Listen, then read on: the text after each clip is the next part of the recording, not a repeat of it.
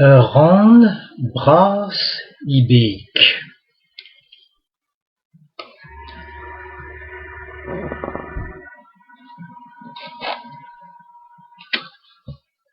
Treset a skrivet ge Keith Faulkner a Jonathan Lambert.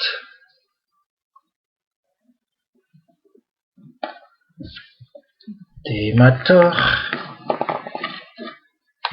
me ran bras ibek.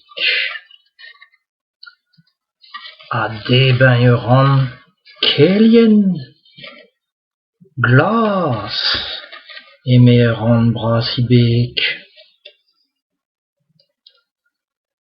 N'er dennañ ezet pegus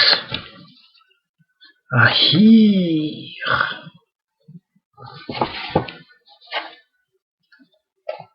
Peduir e kave hir e amzer.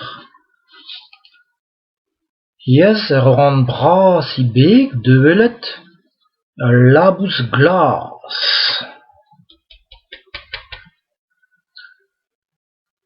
Tematit eme me ran bras ibek a deben ran kelien glas. Ha te, petra zebeus?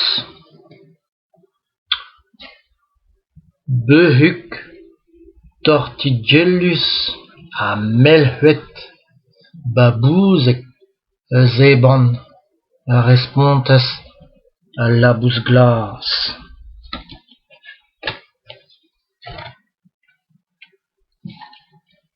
Peduir e kave hir e amzer war, yez ran bras ibek develet ur logodenn vihan rous.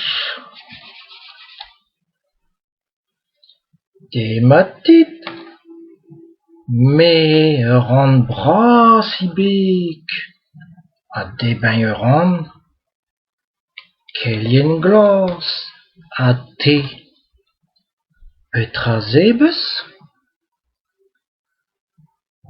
Gran, strakus a frouer chugonus a respontas ur logodenn vihan rous.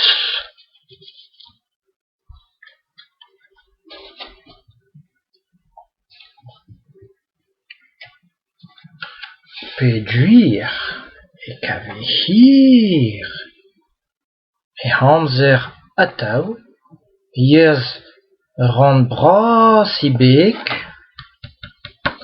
develet ur pechol krokodil glas. Dematit me ran bras ibek a deben ran kelien glas. Ha te, petra zebeus? Ranet bras obek saurus zebran a respontas ur pechol krokodil glas n'ur ziskwez e zent. Spontus a duen.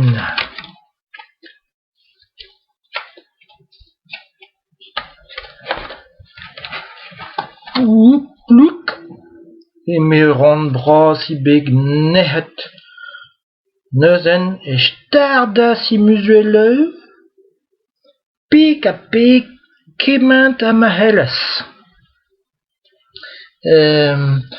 Daouist hag-eñ yeuz un toulad anez dreuamañ poulennas gant krokodil? Met hep gorteuil pelloc'h e lammas. En e foul d'eur get dur permel plaou.